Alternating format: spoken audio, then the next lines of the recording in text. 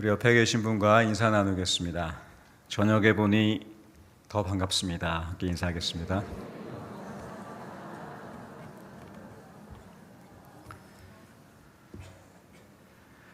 까마득한 날에 하늘이 처음 열리고 어대 닭 우는 소리 들렸으랴.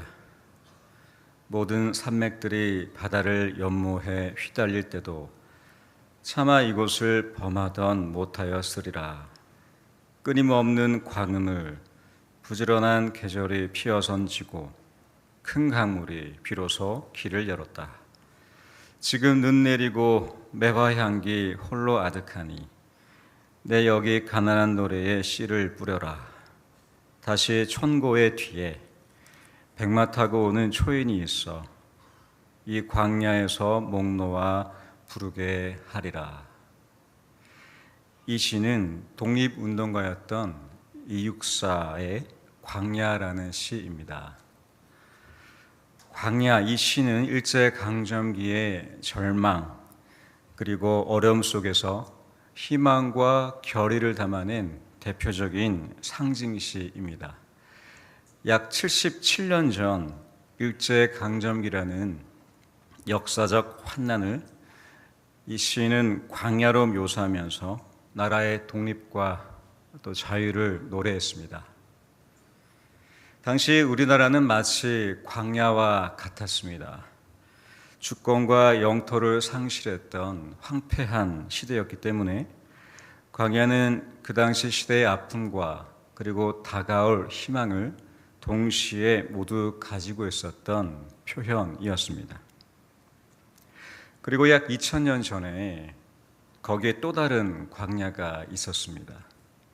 그 광야는 거대한 제국의 통치 속에 유대 백성들의 역사 속 가운데로 하나님의 역사의 서막을 알리며 누가복음 3장은 이렇게 시작합니다. 디베료 황제가 통치한 지 15해, 로마 초대 황제 가이사 아구스토 또는 아우구스투스, 그 이름의 뜻이 신적인 존재를 의미할 만큼 신격화되던 로마 황제의 아들, 바로 디베료 가이사, 그가 로마 제국을 통치하던 때였습니다. 그는 로마의 초대 황제인 가이사 아구스도의 아들로서 그 뒤를 이은 두 번째 로마 황제였습니다. 그의 어머니 리비아 드루실라가 당시 황제였던 가이사 아구스토의 눈에 들어왔고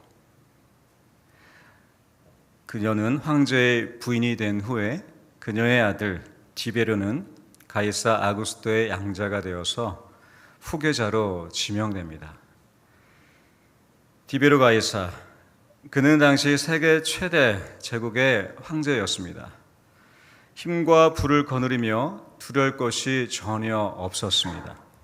그는 국민들에게 과세를 하지 않고도 많은 세금을 거둘 만큼 경제적 식견과 지식이 상당한 왕이었습니다.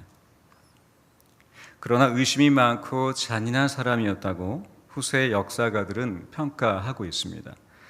그가 바로 예수님이 처형당하실 때에 십자가에서 죽으실 때의 로마 황제였습니다.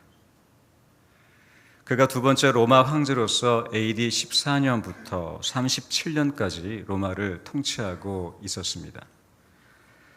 본디오 빌라도가 유대의 총독으로, 본디오 빌라도는 라틴어 폰티우스 필라투스로서 AD 26년에 임명받아 10년간 유다, 사마리아 그리고 이두메를 통치했습니다.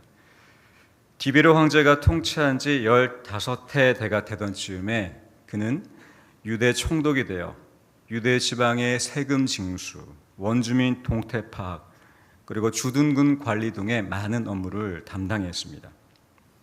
본디오 빌라도, 그는 당시 유대의 최고 재판관이었기 때문에 유대의 대제사장들과 장로들에 의해서 체포되신 예수님을 재판하여 십자가형에 처하게 한 장본인이었습니다. 바로 그가 세례 요한과 예수님이 사역할 당시에 유대를 통치했습니다. 유대의 총독으로서 예수님을 십자가에 못 박도록 국민들에게 내어준 다음에 그는 로마 황제의 대리자로 유대의 정치, 사법, 군사 모든 통치권을 쥐고 있었습니다. 또한 유대의 대제사장을 임명할 수 있는 권한까지 소유했습니다. 그러니까 실제로 식민지의 최고 실세 실권자였습니다. 그러나 그 역시 포악하고 잔인한 성격의 소유자로 알려져 있습니다. 헤롯이 갈릴리의 분봉 왕으로, 헤롯 가문은 로마 제국의 임명에 의해 예루살렘을 통치한 유대인의 왕 헤롯 대왕을 시작으로 그의 아들 아켈라오, 안티파스, 빌립으로 이어집니다. 헤롯 대왕은 정통 유대인이 아니었기 때문에 유대인들의 왕으로 인정받지는 못했습니다. 그래서 헤롯 대왕은 유대인들의 그 민심을 얻기 위해 성전을 재건하기도 했지만 유대 사회는 그를 여전히 환영하지는 않았습니다. 예수님 탄생 당시 수많은 아기를 죽인 왕이 이 헤롯 1대 대왕입니다. 본문 1절에서 말하는 갈릴리의 분봉 왕, 이 왕은 그의 둘째 아들 헤롯 안티파스를 가리킵니다. 신약 성경의 몇 군데를 제외한 많은 구절에서 소개되고 있는 헤롯, 그는 바로 둘째 아들 헤롯 안티파스입니다. 헤롯 안티파스는 그의 아버지가 죽은 주전 4년 전부터 칼리굴라 황제에게 쫓겨난 후 주후 39년까지 갈릴리와 베레아를 다스리는 분봉 왕이었습니다. 분봉 왕은 한 지역의 4분의 1을 다스리는 그런 왕을 뜻했는데 로마 제국이 주변 지역, 작은 소규모 지역에 세웠던 지방 통치자를 뜻했습니다. 이 헤롯 안티파스가 예수님이 공생의 사역을 펼치실 때에 예루살렘을 다스린 헤롯 왕입니다. 이 헤롯은 세례 요한이 그와 그의 아우 빌립의 전처 헤로디아의 혼인을 비판하자 세례 요한을 옥에 가두었던 바로 그 왕이었습니다. 아울러 이 헤롯 왕은 사람들이 예수님을 일컬어 요한이 다시 살아왔다 그런 소문을 퍼뜨리자 예수님의 정체에도 의구심을 가지기도 했습니다. 예수님은 일부 바리새인에게 자신의 목숨을 노리는 경고를 받으셨는데 그때의 헤롯을 그 여우라고 조롱하셨고 이는 필시 헤롯의 교활함과 술수를 일컫는 말이었을 것입니다. 결국 헤롯 안티파스는 빌라도가 예수님을 자신에게 보내 재판을 받게 한 덕분에 예수님을 만나보고 싶어 했던 자신의 소망을 이루게 됩니다. 그 동생 빌립이 이두레와 드라고닛 지방의 분봉 왕으로, 본문의 빌립은 헤롯 대왕과 그의 또 다른 부인이었던 클레오파트라 사이에 태어난 헤롯 빌립을 말합니다. 즉 헤롯 안티파스의 동생인 것입니다. 그는 요르단 동쪽으로 수리아와 경계되는 여러 지역, 즉 팔레스타인 북동쪽, 다메섹 서쪽의 산악지대를 다스렸고 그 지역이었던 이두레와 드라고닛 지역을 다스렸던 분봉 왕이었습니다. 신약 성경은 그를 오늘 본문 누가복음 3장 1절에서만 언급하고 있습니다. 역사가 요세푸스는 그의 기록에서 헤롯 빌립을 이 왕에 대해 중용을 택한 관대한 통치자로 묘사하고 있지만 그 역시 헤롯 가문, 유대를 다스렸던 왕 중에 하나였습니다. 그리고 루시니아가 아벨레네의 분봉왕으로 소개되는데 그는 헤롯의 아들들의 배다른 형제로서 지금의 시리아 지역의 일부를 통치했습니다. 안나스와 가야바가 대제사장으로 있을 때에 누가복음의 저자 누가는 정치 지도자에 이어서 종교 지도자의 이름을 열거하고 있습니다. 그 이유는 세례 요한과 예수님이 사역하실 때 일반 백성들의 어떤 종교 지도자들의 영향 아래 있었는지를 밝히기 위함으로 볼 수 있습니다. 세례 요한과 예수님의 사역 기간에 안나스와 바야바 이 두 명 같은 부패한 종교 지도자가 백성들을 다스렸습니다. 그런데 특이한 점은 율법에 의하면 유대 대제사장은 종신직으로서 한 사람만이 그 직분을 감당할 수 있었습니다. 그런데 로마 정권이 정책적으로 대제사장을 임명하거나 해임하면서 2명 이상의 대제사장이 공존하는 사태가 발생합니다. 때문에 세례 요한과 예수님 당시에 2명의 대제사장 안나스와 가야바가 이 직분을 수행하고 있었습니다. 안나스, 그는 수리아 총독 구레뉴에 의해서 대제사장으로 임명되었습니다. 그의 대제사장직은 그의 아들을 포함한 몇 명에 의해 승계되었으나 오래가지 못했고 그의 사위 가야바를 통해서 AD 18년부터 36년까지 대제사장직이 유지됩니다. 안나스는 대제사장에서 해임된 후에도 상당한 영향력이 있었기 때문에 누가는 그를 계속해서 대제사장으로 불렀습니다. 아마도 가야바는 공식적인 대제사장, 그리고 안나스는 그의 배후에 있던 실질적인 대제사장으로 볼 수 있습니다. 이처럼 막강한 힘을 과시했던 디베로 황제, 그리고 교활하고 포악했던 총독 본디오 빌라도, 유대 곳곳을 장악한 헤롯 가문, 그리고 율법을 어기면서까지 대제사장직의 자리를 승계했던 안나스, 유대인 그들의 나라는 그렇게 큰 혼란과 무질서 속에 놓여 있었습니다. 그 혼란 속에 세상을 바꿔줄 메시아, 그러나 유대인들에게도 정치적, 군사적 영웅만을 기다렸습니다. 그런데 그때 디베로 황제 총독 빌라도, 헤롯 왕들과 대제사장 안나스가 유대를 다스릴 그때에 혼잡한 시끄러움과 그 무질서함 속에 하나님의 말씀이 빈들에 임했습니다.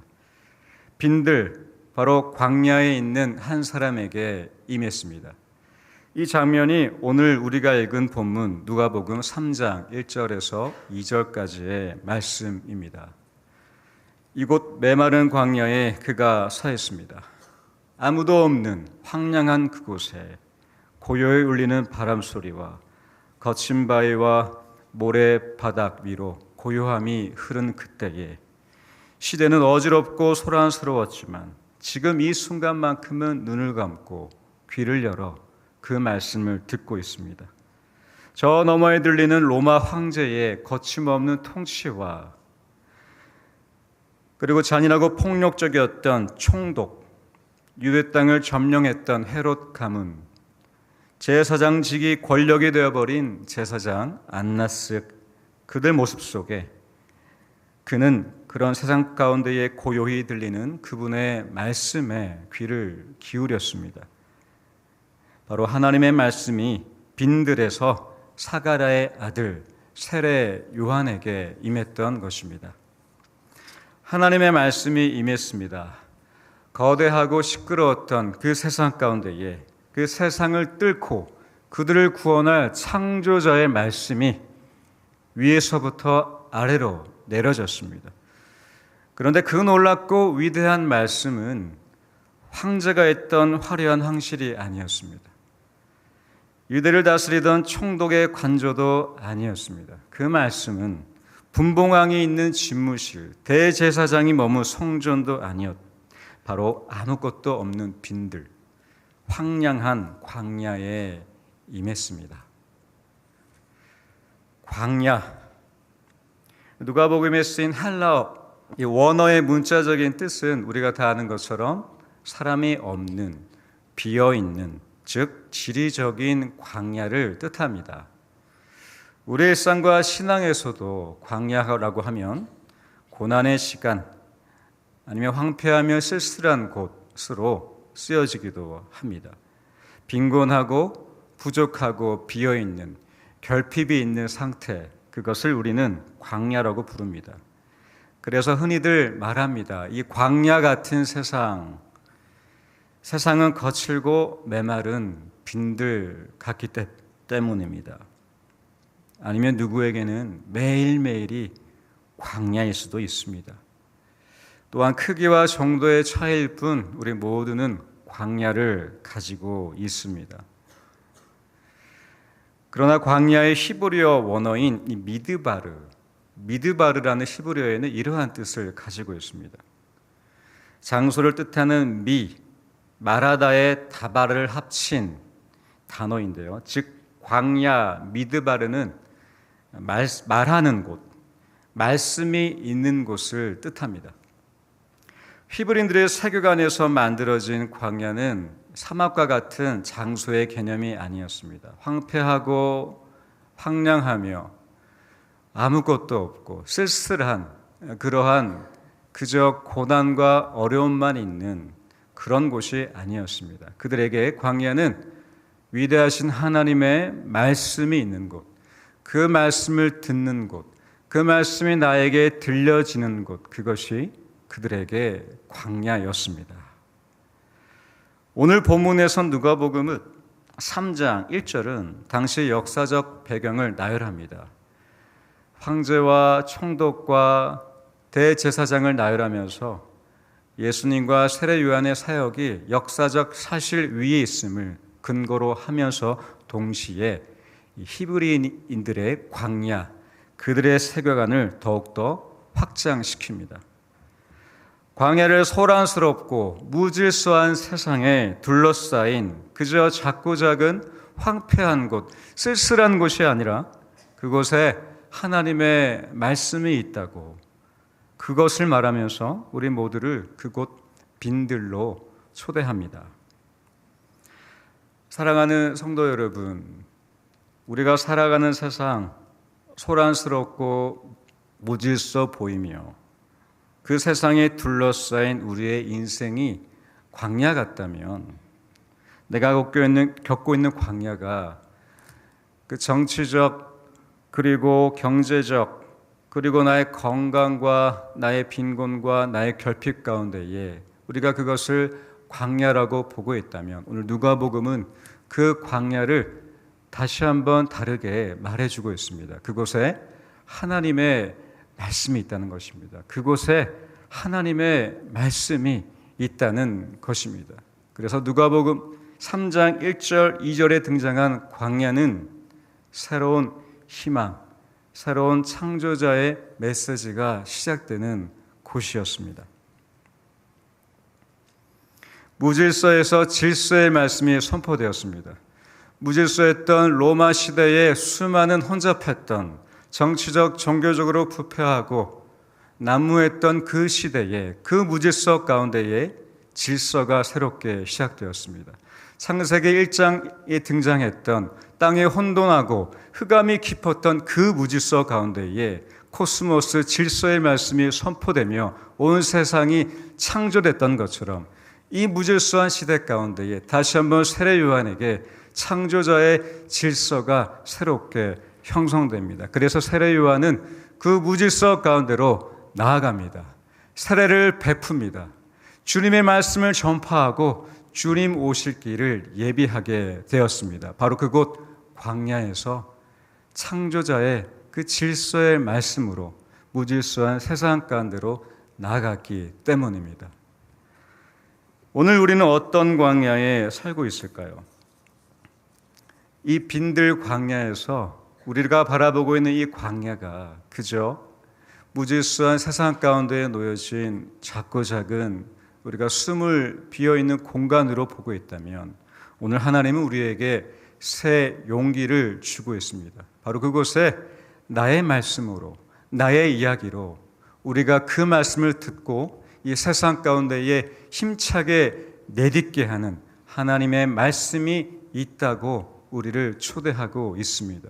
우리의 눈을 열어서 그 광야를 향해 하나님의 새로운 질서의 말씀이 무질서한 곳을 향해 나아가도록 우리를 기다리고 있습니다. 그렇다면 그 광야는 우리가 더 이상 쓸쓸한 곳, 외롭기만 한 곳, 눈물만 있는 곳, 어려운 곳이 아닙니다. 그곳은 절망과 좌절과 실패만 놓여져 있는 곳이 아닙니다. 그곳에 희망과 소망과 하나님의 질서와 하나님의 무한한 가능성이 나를 통해 펼쳐지기 위해 준비하고 기다리고 있기 때문입니다. 하나님의 말씀이 그곳에 있습니다. 바로 빈들, 그곳에서 우리가 듣기만 하면 되는 것입니다. 이 빈들 광야에서 우리는 하나님의 말씀을 듣습니다. 무질서해 보이는 세상을 향해 하나님의 말씀으로 그 시대를 바라보게 하고, 하나님의 그 질서의 말씀으로 내 삶이 새롭게 질서되며, 그 말씀으로 다시 세상을 향해 나아가게 하는 것, 그것이 바로 우리가 머물러야 할 빈들, 하나님의 말씀에 있는 곳입니다. 광야, 빈들, 나는 듣고 그가 말씀하시는 곳, 그 빈들은 멀리 있지 않습니다. 우리가 한 주의 삶을 힘을 다해 사셨다가 주일 예배에 오실 때에 그때가 우리의 빈들입니다. 셀 예배, 우리의 삶을 나누시며 다시 말씀으로 우리의 삶의 모든 나눔을 조명받을 때 그때가 바로 우리의 빈들입니다. 하루아침 피곤한 나의 몸과 마음을 이끌고 말씀을 펼칠 때 그때가 우리의 빈들입니다. 우리의 빈들은 멀리 있지 않습니다. 하나님의 말씀이 들려지는 그곳이 있다면 우리의 공예배와 우리의 셀 모임 예배와 우리의 말씀을 통해 하나님과의 시간은 우리를 그 빈들로 이끌어서 그 광야에서 그저 우리 그 광야를 어렵게만 보지 않게 하고 하나님의 그 창조, 질서, 무한한 가능성, 무질서한 세상을 향해 우리를 힘있게 하고 내딛게 하는 하나님의 새 출발이 되는 것을 믿습니다.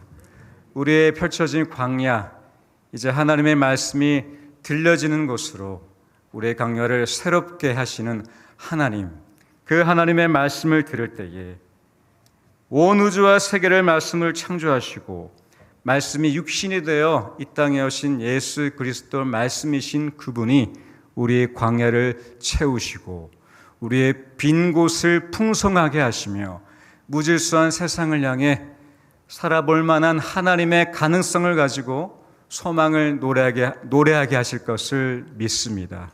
그 믿음으로 광야 가운데에 그 빈들에서 하나님 말씀 들으시기를, 그 말씀으로 이 무질서한 세상 가운데에 새로운 질서를 펼쳐가시길 주님의 이름으로 축원합니다. 기도하겠습니다. 주님, 우리에게 펼쳐진 여러 광야가 있습니다. 세상을 바라볼 때에 커다라 보이는 혼돈과 무질서해 보이는 시끄러움과 내가 그곳에 있을 수 있을까, 그것을 넘을 수 있을까 위축되어 있는 우리의 모습들 가운데에 세례요한에게 말씀하시며 그를 통해 세례가 베풀어지고 하나님의 용서함이 온 땅에 시작되며 예수 그리스도의 오심을 예비했던 것처럼 오늘 살아가는 우리들도 그 빈들에서 하나님의 말씀을 듣고 새롭게 창조하시는 그 질서의 말씀이 나를 통해 펼쳐지도록 주님 오심을 기다리며 그 빈들에서 말씀을 듣는 우리 모두가 되도록 축복해 주시옵소서. 예수님의 이름으로 기도했습니다. 아멘.